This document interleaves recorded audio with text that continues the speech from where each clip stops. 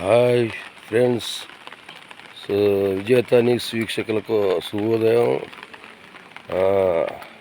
మనం గొరుగేసుకున్నాము.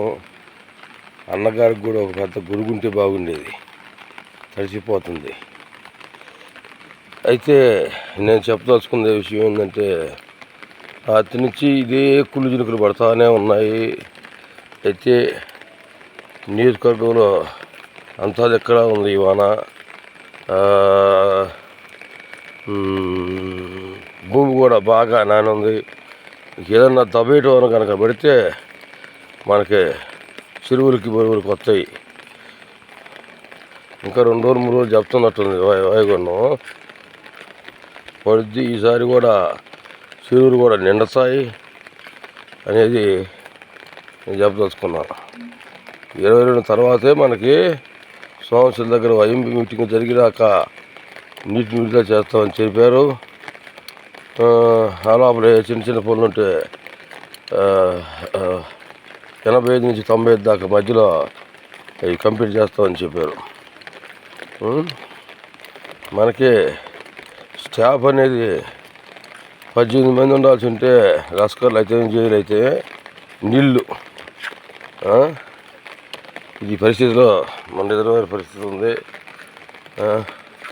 ఇల్లు కూడా ఉండాల్సిన ఈలు డీలు ఎక్కడి నుంచో వస్తారు, ఏడుండరు. నెల్లూరు నుంచి వాళ్ళు కూడా ఏడు ఉండాలా. మనకి ఇరిగేషన్ ఆఫీసులో చిట్టెడు ఉంది. ఆ చిట్టెడు గురించి చెబుతానే ఉన్నాము. మీరైనా తీపిండి, లేకపోతే మా రైతులన్నా మేము తలాపాలు వేసుకొని తీపిస్తామని చెప్తున్నాము. అయినా కూడా గొడవ చెప్పినట్టే ఉంది. అక్టోబర్ 2 నాటికి మొక్కలు కూడా నాటాలనుకున్నాం తీపిచ్చి.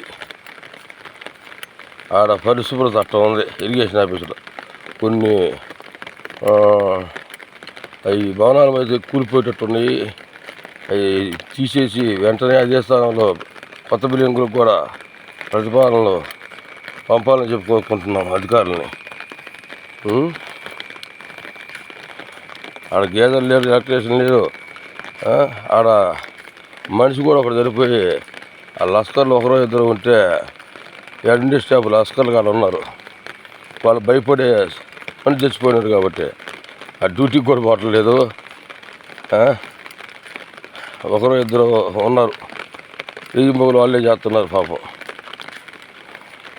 దయవుంచి లస్కర్ని జైల్ని కూడా నియమించాలి.